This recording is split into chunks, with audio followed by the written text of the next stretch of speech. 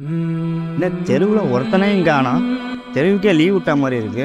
நம்மளும் துபாயிலேருந்து வந்திருக்கோம். துபாயை பற்றி பீட்ரு விழான்னு பார்த்தா ஒரு பயில சிக்க மாட்டானே.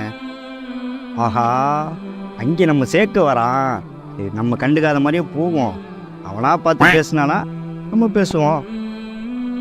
நமக்கு இருக்கிற ரேஞ்சுக்கு நம்ம பேசுகிறதா, அவனா பேசட்டும், பார்ப்போம். இன்னும் நம்ம தமிழ்சண்ண மாதிரி இருக்கு.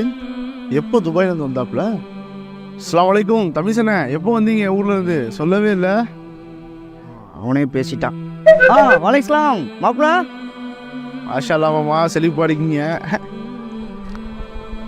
அந்த கோட்டாடி தைலம் கொண்டு வரலையா? வாங்கிக்கலாம் மாப்பிள, உனக்கு இல்லாததா? வீட்டுக்கு வா, கோடாரி தைலனா சென்ட்டு எல்லாமே இருக்கு, உனக்கு எல்லாமே கொடுத்துட்றேன். சரி மாமா, எல்லாம் உனக்கு இது பேசிடுவான். சரி நான் வரேன் மாமா. எங்கே மாப்பிள போற? மாமாவே துபாயிலேருந்து வந்திருக்கேன். வா மாமா கூட வா, நிறைய உன்கிட்ட பேச வேண்டியது இருக்கு. சரி வர. சீக்கிரம் வாயா, டைம் ஆகுது. முன்னாடி திட்டுவார். டயத்துக்கு டைம் 100 ரூபா பிடிக்கிறாரு அவரு. நான் அதை விடு மாப்பிள. நீங்களாம் இங்கே அந்த பழைய 2 வீலரை தான் ஓட்டிக்கிட்டே இருக்கீங்க. நாங்களாம் அங்கே ஏசியை போட்டோம்னா அப்படி டாப் கியரில் காரு ஃபுல்லாக அப்படி ஏசியோட போய்கிட்டே இருப்பா. தெரியுமா உனக்கு? துபாய் போனது ஸ்டார்ட் பண்ணிட்டாரு. மச்சான் வரா. சரி சரி, நம்ம போய் பேச வேணாம். நம்ம ஏன் இறங்கி போய் பேசிக்கிட்டவன்ட்டு அவன் வந்து பேசட்டும். என் ஸ்டேட்டஸ்க்கு அவனா வந்து பேசினாதான் எனக்கு மரியாதை. நான்லாம் அவன்கிட்ட பேசுகிற மாதிரியே இல்லை. யோ, உன் மச்சான் வரையா? ஓ, அந்த ஆள் கிடக்குறாதியா. நம்ம போய் பேசணும்னு வச்சுக்கோங்க, மரியாதையாக கொடுக்க மாட்டாதியா. அங்கே போய் ஒட்டகம் வச்சுட்டு வந்துருப்போம் அந்த ஆள். இங்கே வந்தோன்னு பில்கேஸ் பில்டிங்கில் வேலை பார்த்தா மாதிரியா பேசுவோம். பில்டப்லாம் கொடுப்பாப்புல. ஏன்னா நம்ம போட்டு வேலைக்கே பார்க்கலாம்யா. நம்ம உழைச்சாதான் நமக்கு சோறு. மாமா என்னாச்சு? பைசா மாப்பிள்ள ஸ்டைல்ஸ் மாப்பிள்ள. நான் கூட அக்கல் ஏதோ பொண்ணுன்னு நினைச்சேன். அதெல்லாம் இல்லை மாப்பிள்ள. மாமா உங்க மச்சான் ஆற மாதிரி இருக்கு. தெரியும் மாப்பிள்ள, பார்த்துட்டா. நம்ம ரேஞ்சுக்கு நம்ம இறங்கி போய் அவங்ககிட்டலாம் பேசக்கூடாது. அவனா வந்து பேசட்டும். நம்ம ரேஞ்சு என்ன? உங்க மச்சான் தானம்மாவா, இப்பெல்லாம் பேசலாமா? அண்ணே, நீ என்ன மாப்பிள்ள? என் ரேஞ்சுக்கு அவங்ககிட்ட நான் இறங்கி போய் பேசணும்னு அவசியம் இல்லை மாப்பிள்ள. அவன் வேணா வந்து பேசட்டும், பார்ப்போம். நீ வா போகலாம். மாமா அப்படிலாம் செய்யக்கூடாது மாமா, இது மிகப்பெரிய பாவம். அண்ணே, நீ என்ன மாப்பிள்ள?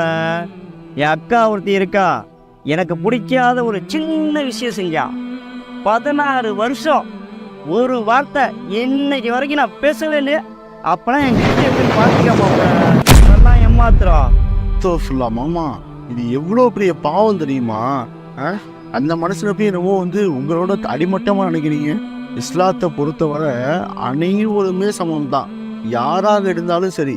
இன்னொரு விஷயம் சொன்னீங்களே, அது என் நெஞ்சையே படப்படுக்க வச்சிருச்சு. கூட பிறந்த அக்கா கூட ஒரு சின்ன விஷயத்துக்காக 16 வருஷம் பேசலை. அதை நீங்கள் பெருமையோட சொல்கிறீங்க.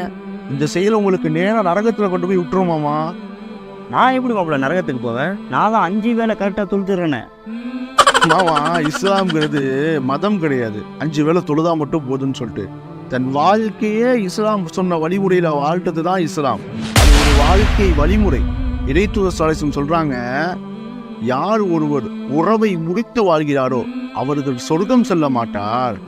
யார் உறவை முடிச்சிட்டாங்களோ சொர்க்கம் போக மாட்டாங்க. அதான் மாமா, போய் உங்கள் அக்கா கூட ஃபஸ்ட்டு போய் பேசுங்க. 16 வருஷம் அவங்க எவ்வளோ மனசு கஷ்டப்பட்டுருப்பாங்க. கூட பிறந்த தம்பியே பேசலன்னு சொல்லிட்டு. உங்கள் மச்சான் அதே போல தான் கஷ்டப்படுவார். பேசுங்க ஃபஸ்ட்டு, சலாம் சொல்லு. ஷேக்பா, நான் என் உறவுகிட்ட பேசாதான் தப்பு தான்ப்பா.